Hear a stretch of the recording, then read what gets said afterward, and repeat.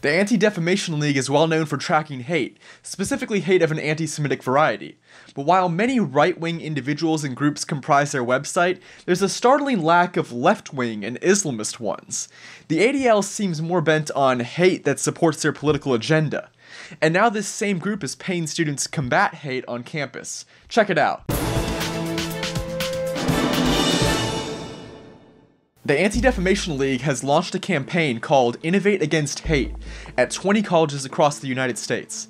Student teams will be designing, piloting, and implementing social or digital initiatives with the goal of countering hate and extremism while promoting values of fairness, equity, and inclusion. Ah, of course, equity, code for equality of outcome. Let's replace hate and extremism with the completely mainstream concept of cultural Marxism, which isn't hateful and hasn't led to the deaths of millions. So the ADL will give each of its 20 teams $1,000 plus $500 worth of Facebook ad money.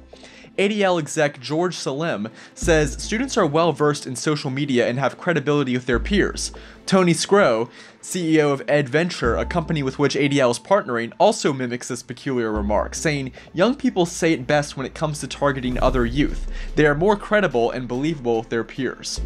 Yes, George and Tony, since they're the same age, they do have credibility with their peers, and hopefully the watchdogs will be equally focused on the anti-Semitism and other forms of hatred emanating from leftist groups. Jewish groups like Coalition for Jewish Values have called out the ADL for tarring mainstream conservatives with guilt by association and ignoring left-wing anti-Semitism. The CJV said the 2017 list of alt-right figures published by the ADL is a frightening depiction of American evil, but that the list of the alt-light, by contrast, is an often embarrassing exercise in demonization.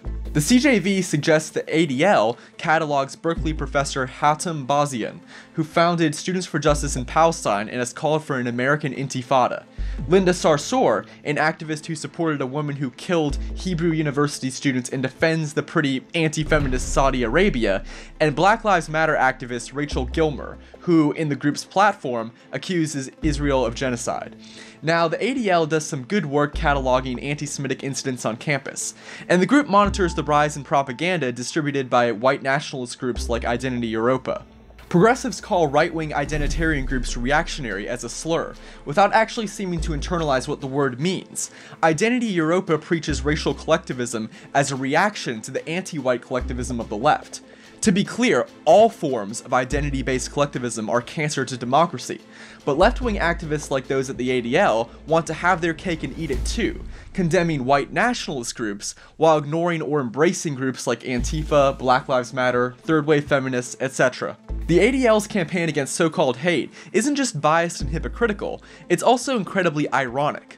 Let's not kid ourselves. Innovate Against Hate's campus activists will be of the same mindset as its media promulgators, like Mara Rose Williams here, who advertised the campaign with this delightful picture of a poster saying, "Hate speech is not free speech." Of course, that patently false notion will, in turn, only increase the amount of hate speech by those who rightfully fear that the weight of the government or private corporations will be deployed to appease perpetually aggrieved social justice harpies. For Campus Unmasked, I'm Rob Shimshock.